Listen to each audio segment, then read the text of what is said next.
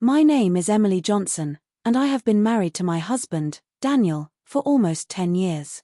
We live in a quiet suburb just outside of Chicago. Daniel works in finance, which means long hours, frequent meetings, and the occasional late-night phone call that pulls him away from family dinners. I have grown used to it over the years, but sometimes it still leaves me feeling like I'm more of a background character in his busy professional world than a partner at the center of it. One Friday afternoon, Daniel called me from the office and asked if I could meet him for an early dinner downtown. He had a new colleague, Michael Carter, who had recently transferred from another branch, and they were finishing up a project together. Instead of Daniel picking me up, he suggested that Michael could drive me to the restaurant since they were both working late. At first, I hesitated. I didn't know Michael well, and I wasn't sure how I felt about riding with someone I had barely met. But Daniel reassured me, telling me Michael was a genuinely kind guy, trustworthy, and someone he thought I'd get along with. So, I agreed.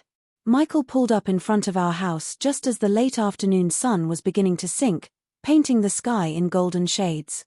He stepped out of his sleek, dark blue sedan with an easy smile and a polite wave. "Emily. Hi, I'm Michael. Daniel's told me a lot about you," he said warmly.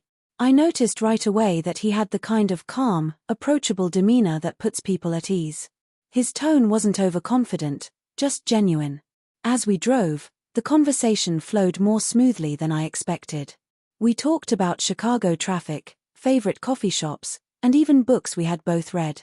Michael had a light sense of humor that made me laugh more than once, and for the first time in a while, I felt like I was having a conversation that wasn't about household chores, bills, or Daniel's late-night meetings. Then came the stoplight moment. We were stopped at a busy intersection, waiting for the red light to change. I glanced out the window and noticed a homeless man holding a cardboard sign. His clothes were worn, and his eyes carried a kind of tired sadness. Without hesitation, Michael reached into his wallet, pulled out a few bills, and rolled down the window. He smiled at the man and said, "Here you go, brother. Hope this helps you out a bit."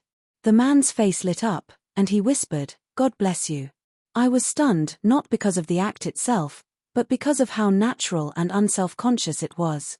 Michael didn't look around to see if anyone had noticed, didn't make a show of his kindness. He simply did it because it was the right thing to do. As the light turned green and we continued driving, I couldn't help but reflect on what I had just witnessed.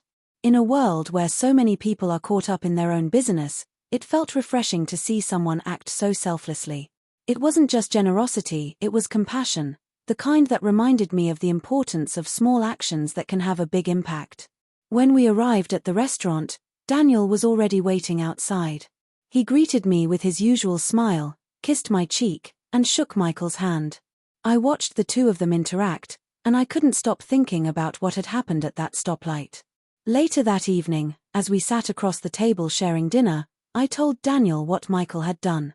Daniel smiled and said, "Yeah, that's Michael. He's got a good heart." That small moment stayed with me for weeks.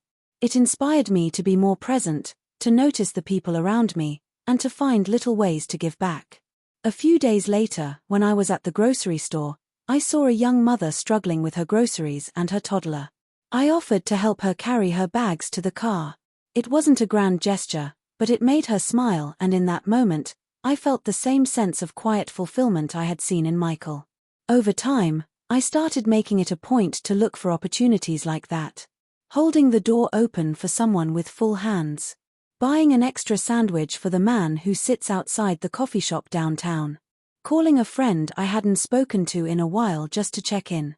None of these things were dramatic or life-changing, but they made me feel more connected to the world around me. And it all started because of what happened at that stoplight. When I look back now, I realize that life often gives us these unexpected teachers, people who, in just one ordinary moment, can show us something extraordinary. Michael wasn't trying to impress anyone.